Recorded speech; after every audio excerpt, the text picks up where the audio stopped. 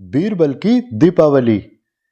राजा अकबर और महाराणा प्रताप का युद्ध अंतिम चरण पर था।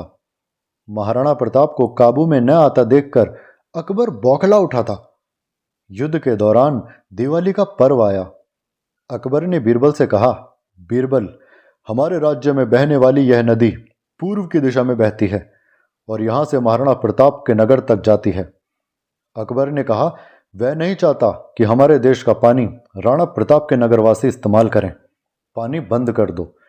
ये राणा को हमारी तरफ से दिवाली का तोहफा होगा। अकबर ने बीरबल को नदी का पानी रोकने के लिए दीवार खड़ी करने का आदेश दे दिया।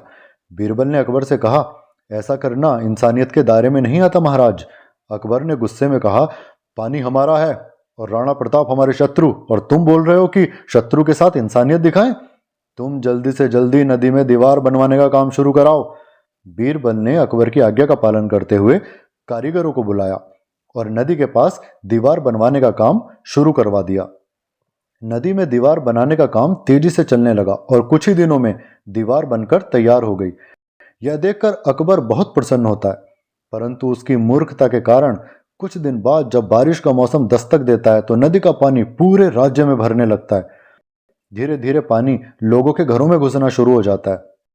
इससे परेशान होकर सारे नगरवासी एकत्रित होकर बीरबल के पास आते हैं। बीरबल उन्हें आश्वासन देता है कि वह इस समस्या का समाधान ढूंढ निकालेगा। लोगों की परेशानी सुनकर बीरबल समाधान निकालने के लिए और अकबर को सही और गलत का सबक सिखाने के लिए एक योजना बनाता है। उसने राजमहल में समय को बताने के लिए घंटा बजाने वाले शख्स को इसमें शामिल कर लिया। वह समय के अनुसार घंटा बजाता था, जिससे लोगों को समय का पता लगता था। बीरबल ने उससे कहा कि आज तुम प्रति घंटे की बजाय हर आधे पौने घंटे में घंटा बजाना। उस आदमी ने जैसा बीरबल ने कहा वैसा ही किया। इससे जब सुबह के 3 बज रहे थे तो उसने 6 बार घंटा बजाया। 6 घंटे सुनते ही राजा अकबर और सभी नगरवासियों को लगा कि 6 बज गए हैं और सुबह हो गई है। अकबर उठकर बाहर आता है तो वहां बीरबल पहले से ही मौजूद होता है।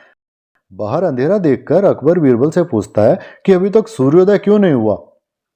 अकबर के सवाल का जवाब देते हुए बीरबल ने कहा, महाराज, प्रातःकाल हो चुकी है, पर क्योंकि हमने पूर्व दिशा में रहने वालों के यहाँ पानी जाने से रोक दिया है तो शायद इसीलिए उन्होंने हमारे यहाँ सूर्य की रोशनी को आने से रोक दिया। इसीलिए सूर्योदय तो हुआ है, पर हमारे देश तक रोशनी नहीं पहुंच रही।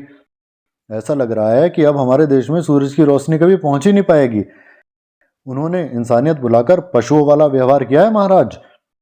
बल्कि जंगल में पशु भी दूसरे पशु को पानी पीने से नहीं रोकता, क्योंकि हवा, पानी और रोशनी ये सब तो ऊपर वाले का सभी को बराबर हक से दिया उपहार है। यह सुनकर अकबर बीरबल की बात का मतलब समझ जाता है और मुस्कुराते हुए बीरबल की पीठ थपथपाता है। अकबर तुरंत नदी की दीवार तोड़वाने का आदेश देता है। बीरबल कारीगरों को नदी पर ले जाकर उन्हें दीवार तोड़ने के लिए कहता है। कुछ घंटों में कारीगरों ने दीवार गिरा दी और तब तक सूर्य के निकलने का समय भी हो गया था। सूर्योदय हो गया था। सूर्य की लालिमा देखकर अकबर ने बीरबल से कहा, सही कहा बीरबल, युद्ध अपनी जगह है और इंसानियत अपनी जगह। हमारी तरफ से महाराणा प्रताप को संदेश भिजवाया जाए।